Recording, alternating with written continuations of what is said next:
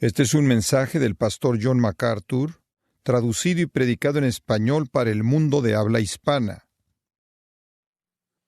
Abrimos nuestras Biblias en esta noche en el capítulo 22 de Apocalipsis, versículos 13 en adelante, bajo el título La última invitación de Dios.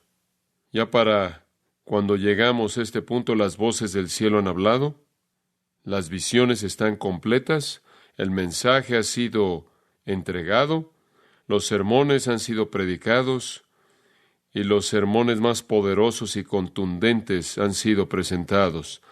El predicador fue el Dios divino, omnipotente de la gloria.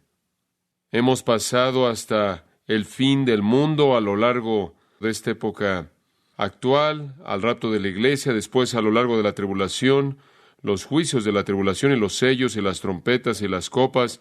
Hemos visto el día del Señor, el regreso de Jesucristo en juicio, en poder de juicio y autoridad. Hemos sido escoltados a lo largo de las visiones del reino milenario al gran trono blanco y después de eso al estado eterno.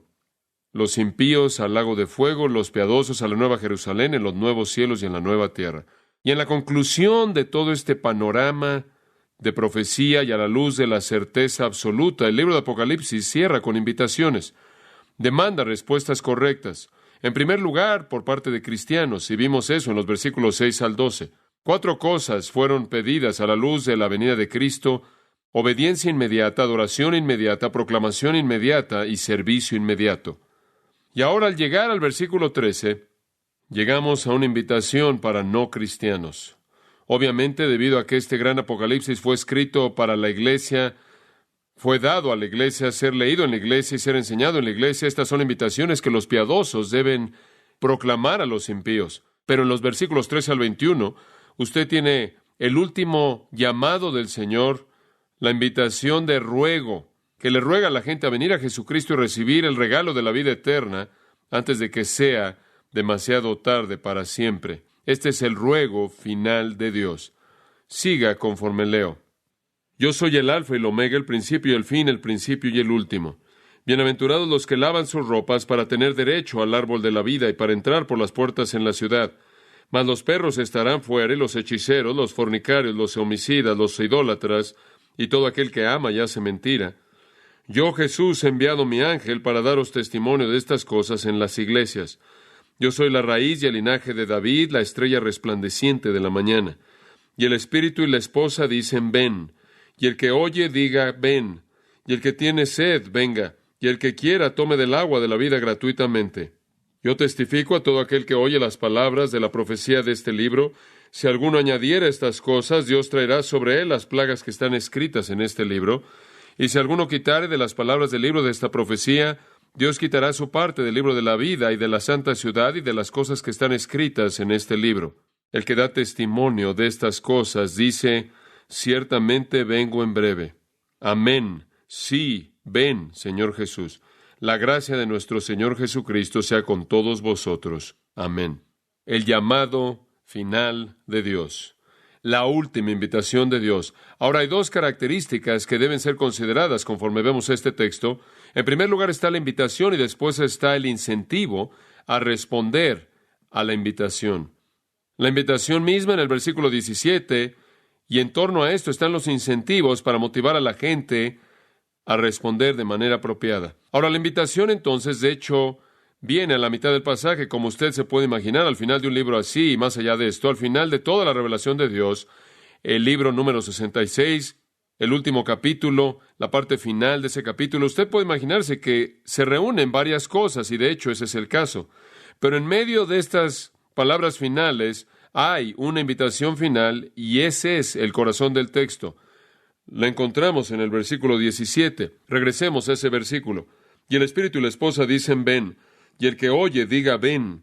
Y el que tiene sed, venga. Y el que quiera, tome del agua de la vida gratuitamente. Ahora, el énfasis de ese versículo es, ven o venga. No obstante, tenemos que entender que hay algunas distinciones que deben ser hechas en este versículo, porque el término ven o venga tiene 2 significados distintos. La primera parte del versículo es una oración.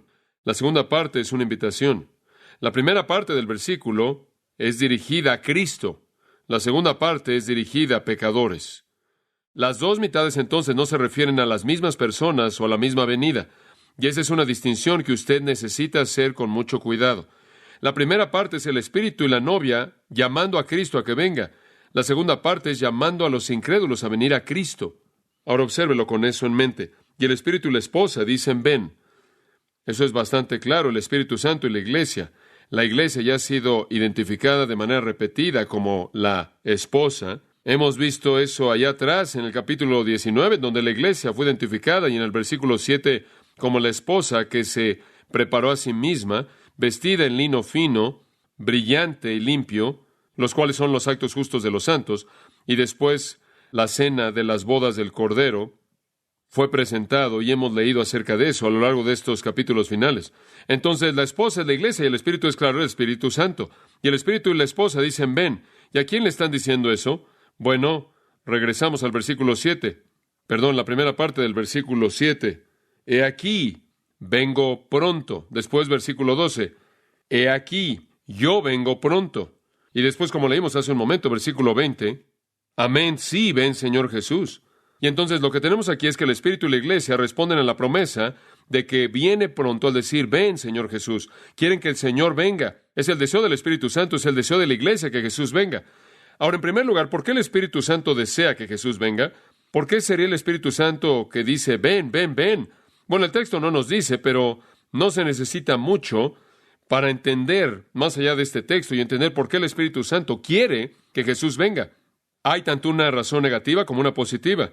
La razón negativa sería que a lo largo de los años de la época de gracia, a lo largo del tiempo hasta la venida del Señor Jesucristo, los hombres y las mujeres del mundo continúan rechazando a Cristo, ignoran a Cristo, lo niegan, inclusive se han burlado y blasfemado de la obra del Espíritu Santo, cuya tarea es apuntarlos a Cristo.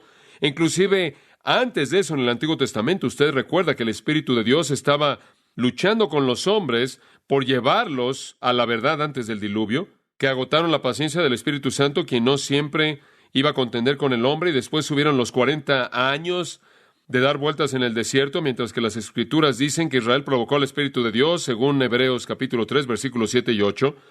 Y entonces el Espíritu ha laborado por mucho tiempo para traer convicción y arrepentimiento, y ha estado esforzándose y luchando y agonizando por los hombres pecaminosos, mientras que lo han estado provocando a lo largo de los siglos. Pero nada, estoy seguro, nada en la era del Antiguo Testamento, inclusive antes del diluvio, ciertamente después, nada a lo largo de la época de la Iglesia como la conocemos en la actualidad, nada ha alcanzado el ápice de blasfemia que ha sido el caso de la época descrita en la Gran Tribulación en el libro de Apocalipsis. Y a lo largo de este proceso, el Espíritu Santo, a lo largo de la lucha, ha estado deseando que Jesús venga. Entonces, cuando el Señor dice, yo vengo, el Espíritu Santo agonizante, luchando, contristado, triste, blasfemado, a seco, ven, somete a tus enemigos y a los míos, juzga a los pecadores, termina esta larga batalla para producir convicción.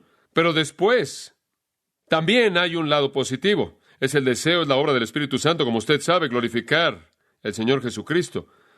Él nos muestra a Cristo, Él apunta a Cristo, y obviamente la última vez que el mundo vio a Jesús levantado fue en una cruz, y Él murió en vergüenza entre dos criminales, rechazado, menospreciado, como objeto de burla y asesinado.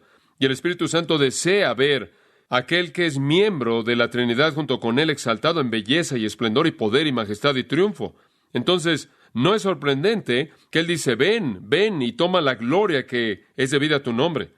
Esta es una buena indicación que los propósitos de Dios son los propósitos de la Trinidad de Dios. El Señor Jesús dice, vengo. El Espíritu dice, ven, el Padre ha preparado el plan. ¿Qué hay acerca de la esposa? ¿Por qué la esposa? ¿Por qué la iglesia, la esposa de Cristo?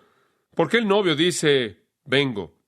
Por razones obvias, nosotros también estamos cansados de la batalla contra el pecado, como lo está el Espíritu Santo. Nosotros anhelamos la exaltación de Jesucristo. Nosotros que somos la iglesia, que pertenecemos a Cristo, sus ovejas que lo aman, que anhelan que Él nos traiga a sí mismo, hemos estado esperando y orando y esperando y velando y anhelando la venida del Señor. El pueblo de Dios siempre ha anhelado esto. Siempre han anhelado el día cuando la cabeza de la serpiente sería aplastada, sería herida, que Él sea destruido. El pueblo de Dios desde ese entonces, desde el principio, Cuando Dios anunció la redención, que habría alguien que vendría y aplastaría la cabeza de la serpiente, el pueblo de Dios ha anhelado que esa destrucción venga para que la justicia prevalezca y el pecado sea destruido. Entonces, aquí usted tiene al Espíritu Santo y a la Iglesia, el pueblo de Dios, la esposa en armonía juntos, anhelando el regreso de Jesucristo. Ellos también ya no quieren más tristeza, más lágrimas, no quieren más dolor, no quieren más muerte, no más rebelión, toda la gloria a Dios, toda la gloria al Cordero, un lugar de morada para el pueblo de Dios en la casa del Padre, inmortalidad, semejanza a Cristo, la presencia del Señor Jesucristo y Dios morando entre su pueblo, la nueva Jerusalén gloriosa, riquezas eternas, todo eso. No es sorprendente que la Iglesia y el Espíritu Santo anhelan el regreso de Cristo. Eso es de lo que Pablo habla en 2 de Timoteo 4:8, cuando él dice, amamos su manifestación. De hecho, quiero decirle que es incongruente que una persona sea cristiana y diga que ama a Jesús y no espere y anhele su regreso. Estamos destinados para tener comunión con Él y esa debe ser nuestra expectativa, de que esa comunión es nuestro gozo primordial. La iglesia nunca estará satisfecha hasta que sea presentada como una iglesia gloriosa, sin mancha ni arruga ni cosa semejante, sino que sea santa y sin mancha. Entonces la iglesia y el Espíritu Santo claman, ven. Después la segunda mitad del versículo. Y el que oye, diga, venga. Y el que tiene sed, venga. Y el que quiera, tome del agua de la vida gratuitamente. Ahora tenemos un cambio. Esta es una invitación no a que Cristo venga, sino que los pecadores vengan a Cristo. Obsérvela con atención. La primera frase dice, y el que oiga diga, venga. ¿A quién se refiere esto?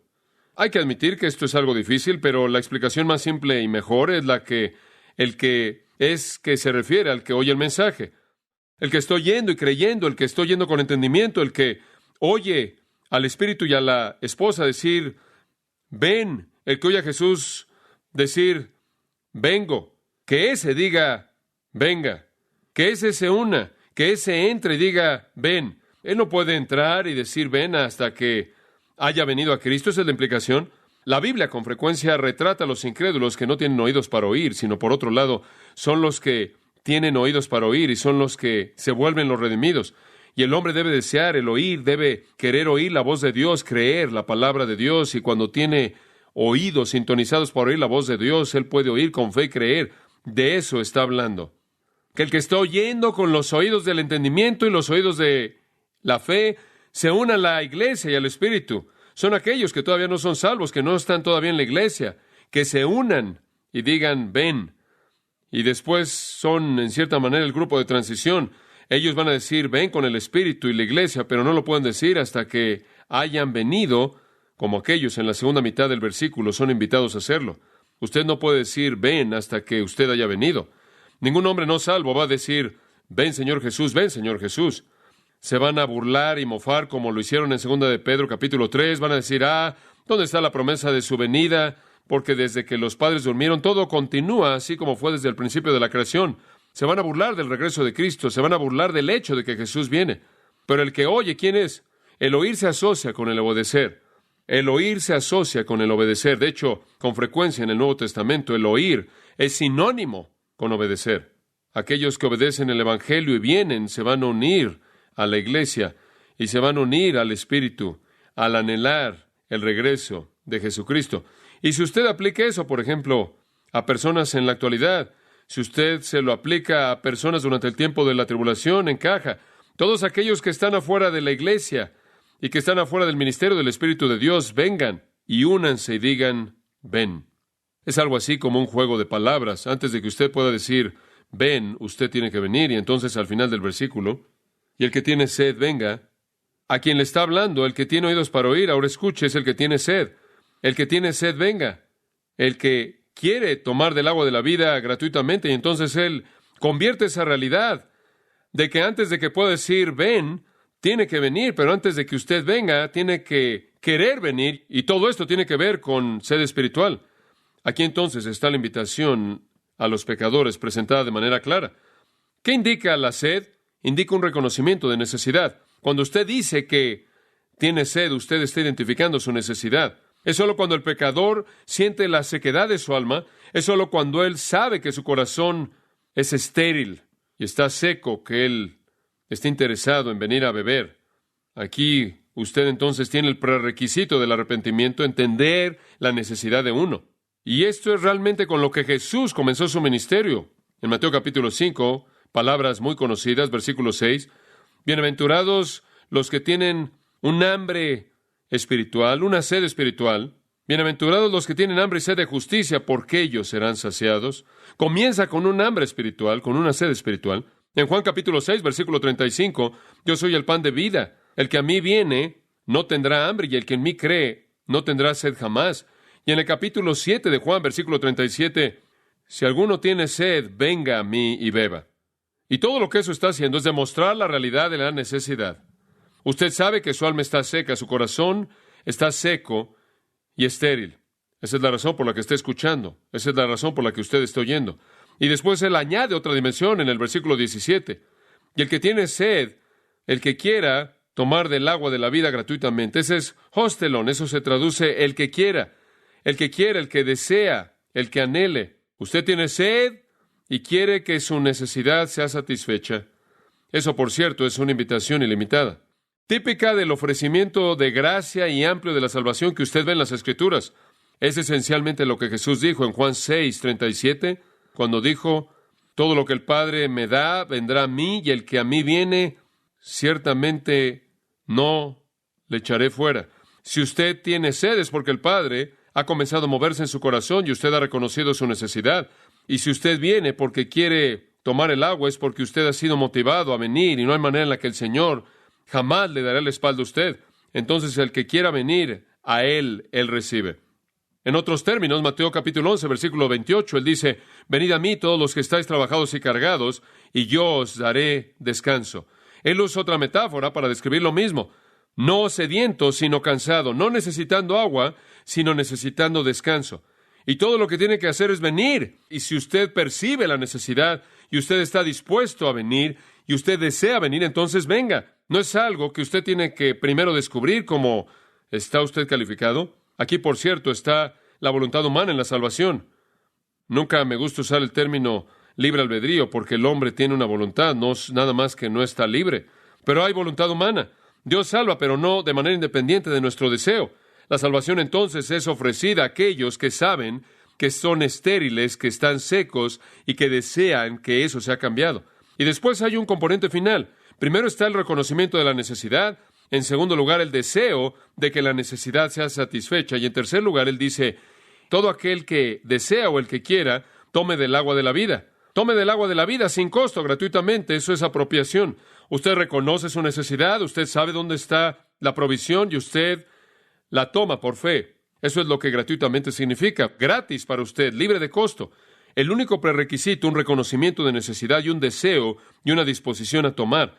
Su corazón está seco, está anhelante de perdón, su mente está sedienta de verdad, su alma está sedienta de propósito. Y el Señor Jesús espera para satisfacer su sed eternamente, y el agua que Él le da lo satisface a tal grado que usted nunca volverá a tener sed.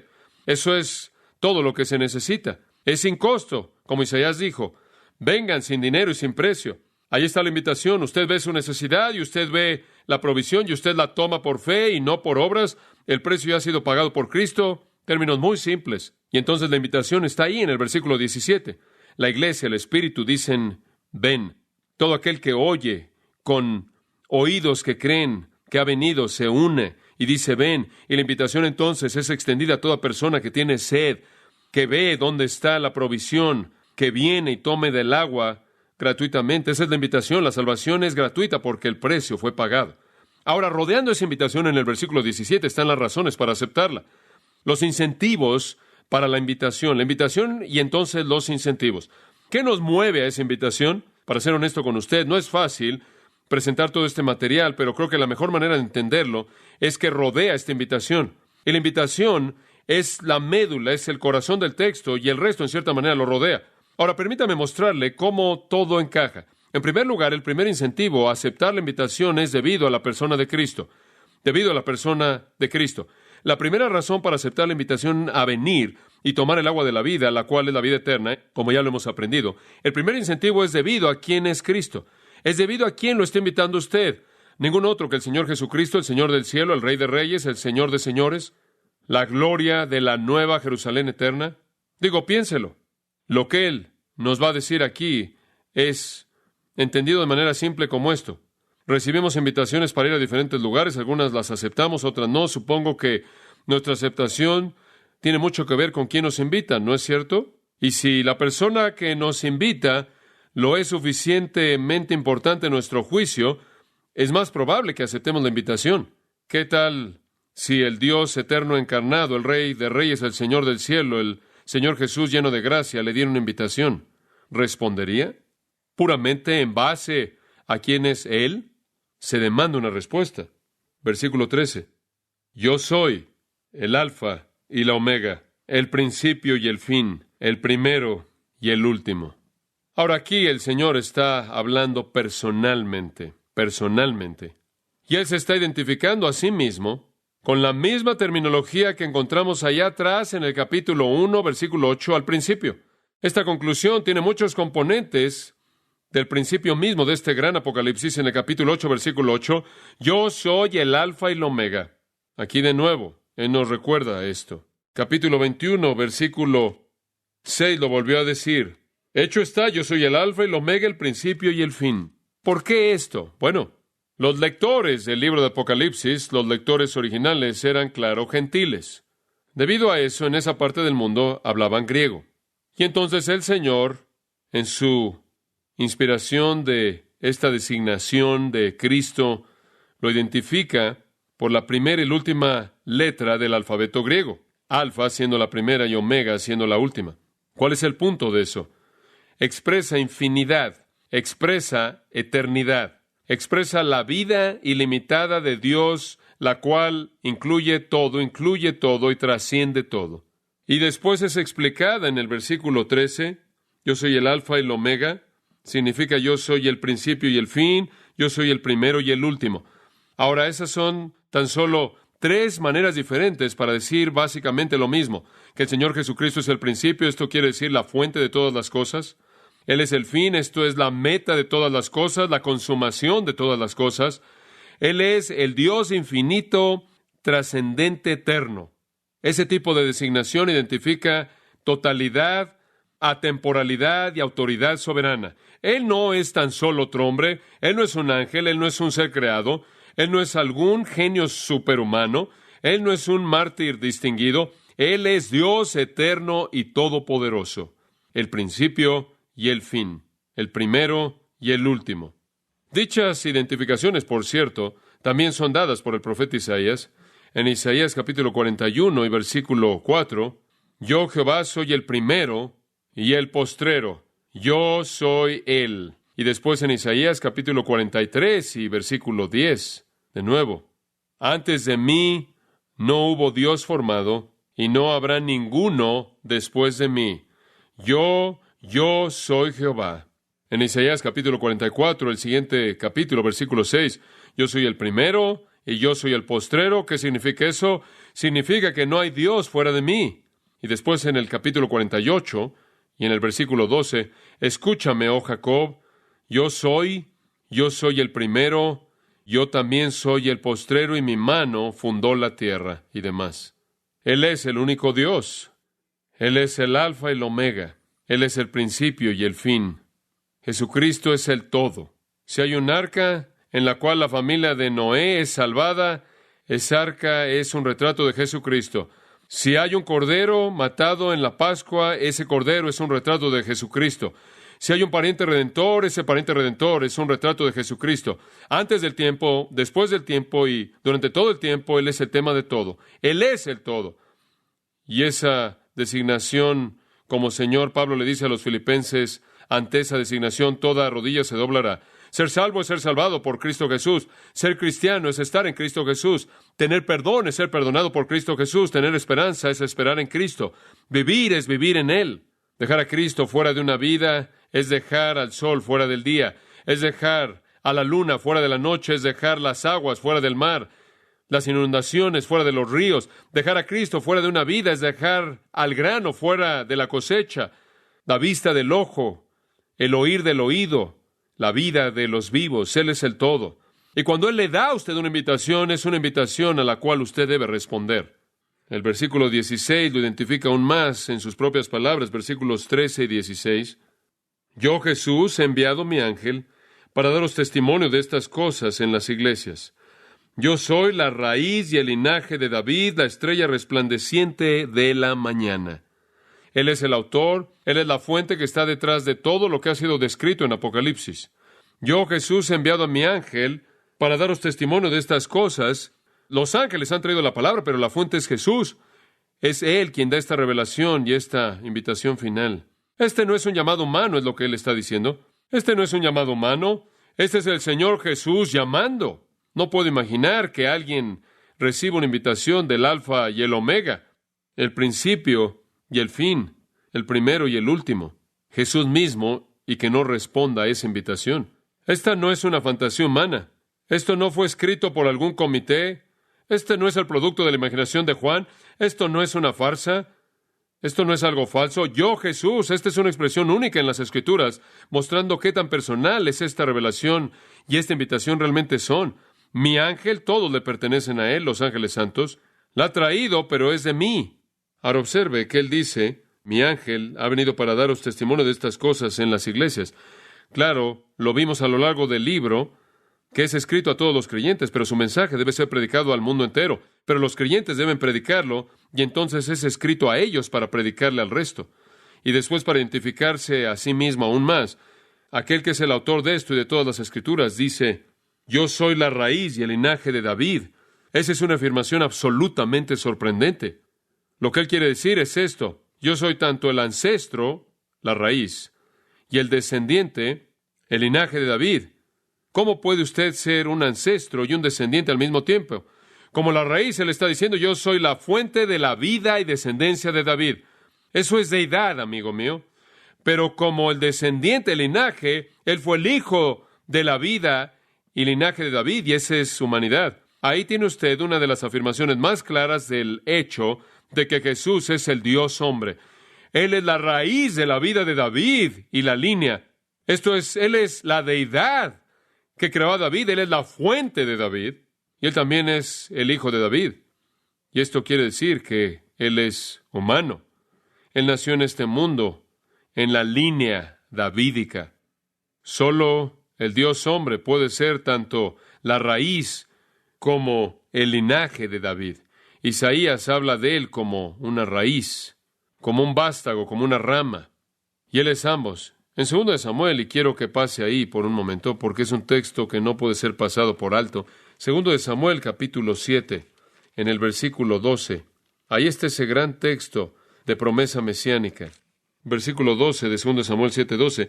Y cuando tus días sean cumplidos, hablando aquí a David, y duermas con tus padres, mueras, yo levantaré después de ti a uno de tu linaje, el cual procederá de tus entrañas, y afirmaré su reino. Él edificará casa a mi nombre, y yo afirmaré para siempre el trono de su reino. Él está viendo a Salomón, pero él está viendo más allá de Salomón, al Mesías.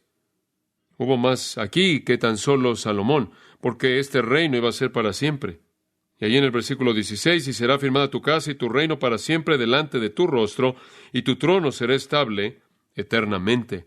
La promesa del reino eterno. Jesús entonces fue la fuente de David y también el cumplimiento mismo de las profecías de David. Como uno nacido en la línea davídica, su madre estaba en la línea de David y también su padre José. En el Salmo 132, en los versículos 11 y 12, en verdad juró Jehová a David y no se retractará de ello, de tu descendencia pondré sobre tu trono. De tus lomos vendrán los reyes y el rey definitivo. Y entonces Jesús cumple con todos los requisitos mesiánicos. Él es tanto Dios como hombre. Pablo enfatiza esa misma realidad en 2 de Timoteo 2:8, cuando él dice, acuérdate de Jesucristo, resucitado de los muertos. Eso se refiere a su deidad. Descendiente del linaje de David, eso se refiere a su humanidad. ¿Quién está dando la invitación? El Señor trascendente, eterno, infinito. ¿Quién está presentando la invitación? ¿Quién está dándola? El que llevó a David a existir y el que nació en su familia, el Dios hombre. Y más allá de eso, él dice en el versículo 16, yo soy la raíz y el linaje de David, la estrella resplandeciente de la mañana. Y esto, amados, es un título con significado rico. Para que un judío llamara a alguien estrella era exaltarlo, inclusive hacemos eso. Decimos, esta persona es una estrella, Colocamos una estrella en el pavimento allí en Hollywood y podremos debatir si esas personas realmente son estrellas, pero en la mente de alguien lo son. Me imagino en la Cámara de Comercio de Hollywood lo son. Hablamos de una estrella en los deportes, hablamos de una estrella en el campo de la música, alguien que brilla con fulgor para que todos lo vean. Y los judíos hacían eso, usaban el término estrella para referirse a alguien que querían exaltar y levantar. Por ejemplo, los rabinos solían llamar a Mardoqueo una estrella. Mardoqueo, recordará, fue el que Dios usó para librar a Israel de lo que era genocidio, y Mardoqueo fue tal héroe que él se ganó el nombre estrella. El profeta Abar o Balaam, todos lo recordamos porque su asno le habló. ¿Usted se acuerda de que Balaam fue movido por el Espíritu Santo en contra de sus propios deseos? Hizo una profecía. Esa profecía está en Números 24:17. Y lo que él profetiza es que una estrella vendrá de Jacob. Esa estrella, brillando con más brillo que cualquier otra, no fue ningún otro que el Mesías, el héroe de todos los héroes.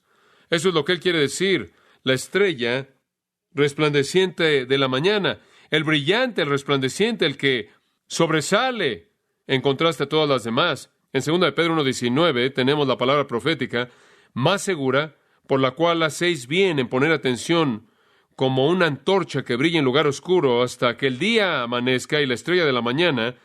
El día está por venir y la estrella de la mañana va a levantarse. Esa estrella de la mañana, esa estrella del día, no es ningún otro que Cristo. La estrella de estrellas, el héroe de héroes. Y cuando dice en Apocalipsis 2:28, a los creyentes fieles se les dará la estrella de la mañana, significa que se les dará Cristo. La estrella de la mañana, por cierto, es la estrella más brillante y anuncia la llegada del día. Y eso es de manera apropiada una referencia al Señor Jesucristo, porque cuando Él viene, el resplandor de esa estrella sacude la oscuridad de la noche del hombre y presenta el amanecer del día glorioso de Dios, el amanecer de la gloria del reino. Él es la estrella de la mañana, quien apareció apenas antes de que el reino amaneciera. ¿Se acuerda ya atrás en Juan 8 cuando Él dijo, yo soy la luz del mundo, el que anda en esta luz nunca estará en tinieblas? Esta es la persona gloriosa de la que estamos hablando. ¡Qué persona tan gloriosa quien nos ha llamado a beber del agua de la vida eterna! Y tenemos que hacer la pregunta, ¿cómo es que alguien va a rechazar esto? ¿Cómo es que alguien va a rechazar una invitación del Dios infinito, trascendente, eterno del universo, la fuente y meta de todo lo que existe, el Dios creador, sin embargo, el Hijo de David, el Dios hombre, Dios en carne humana, la estrella de la mañana, quien es la señal del reino de justicia, ningún otro que el Señor Jesucristo, la estrella más alta en toda la galaxia de personas, la única luz en las tinieblas que trae la gloria de Dios? Cuando éste dice, venid a mí y beban del agua de la vida, ¿cómo puede usted rechazar una invitación así? La invitación que le haga usted como predicador, la invitación que cualquier creyente le da a usted, que le hable a usted acerca de Cristo, es únicamente una invitación que ofrecemos en nombre de Cristo. Él dijo, venid a mí todos los que estáis trabajados y cargados, y yo os daré descanso. Él dijo, a todo aquel que tiene sed, venid y beba. Él dice, el que viene a mí, yo no le echaré fuera. Entonces, ese es el punto. Aquí está la invitación, debido a quién se le ofrece a usted, debido a qué es la persona de Cristo. En segundo lugar, aquí la invitación no solo debido a la persona de Cristo, sino debido a la exclusividad del cielo. No solo debido a la nobleza definitiva de la persona que ofrece la invitación y la honra y gloria que Él merece cuando usted responde, no solo debido a eso, sino debido a la exclusividad del cielo. Observe los versículos 14 y 15. Bienaventurados los que lavan sus ropas para tener derecho al árbol de la vida y para entrar por las puertas en la ciudad. Y claro, sabemos que esas cosas están en el cielo, el árbol de la vida, las puertas. Mas los perros estarán fuera, y los hechiceros, los fornicarios, los homicidas, los idólatras, y todo aquel que ama y hace mentira. Esta sección comienza con la última de las 7 bienaventuranzas en Apocalipsis. Una bienaventuranza es algo que comienza, bienaventurados los que, o bienaventurado es. Y probablemente Jesús es el que está hablando.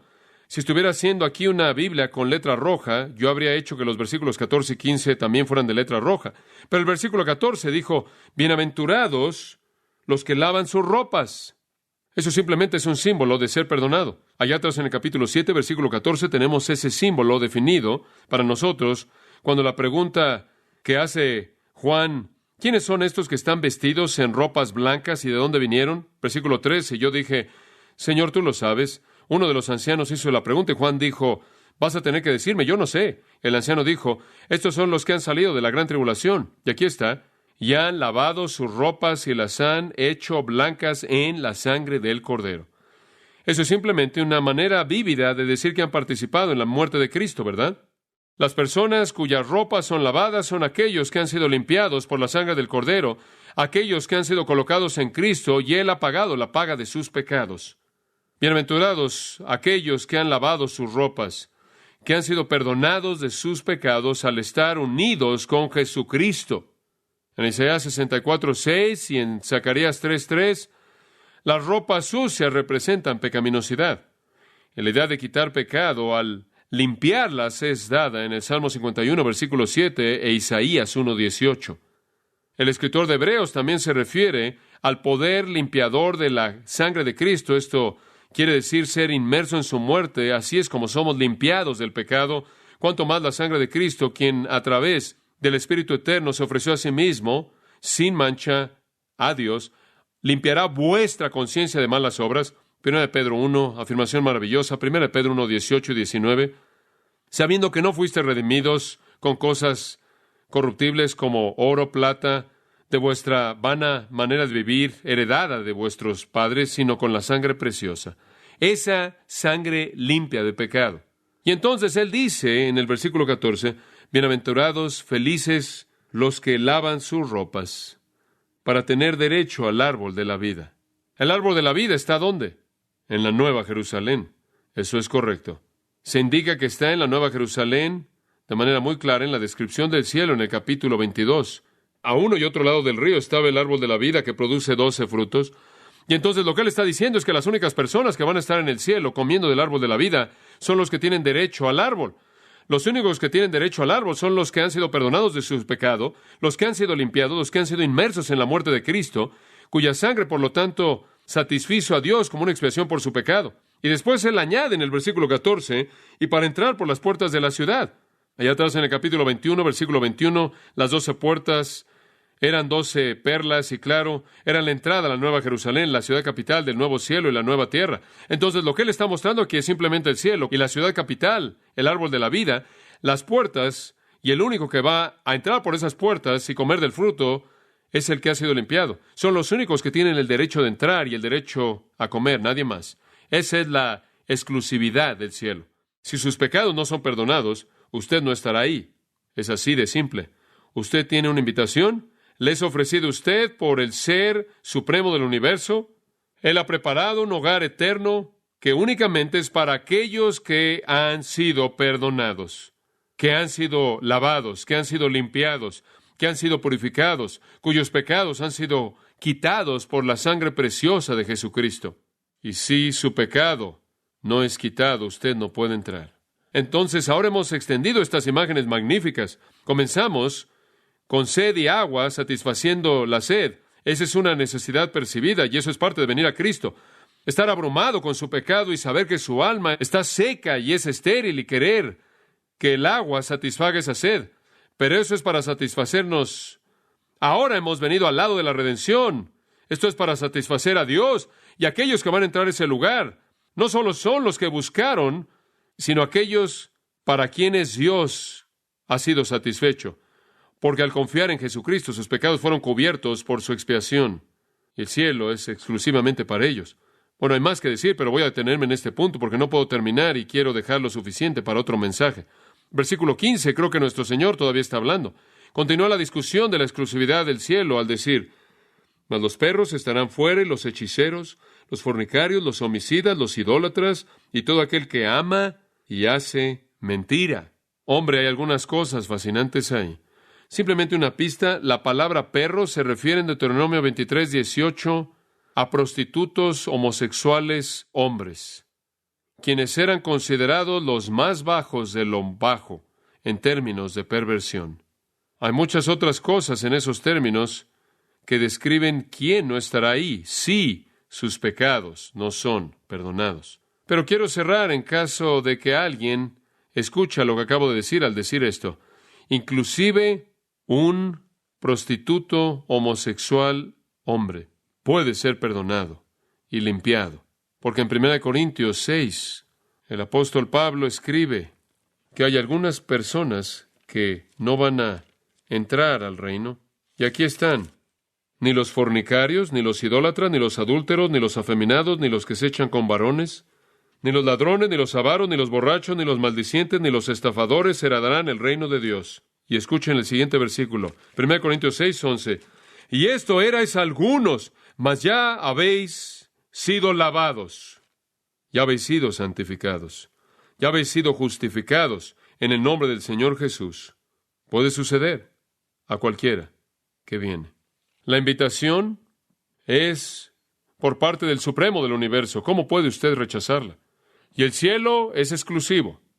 Adentro están aquellos que han sido lavados.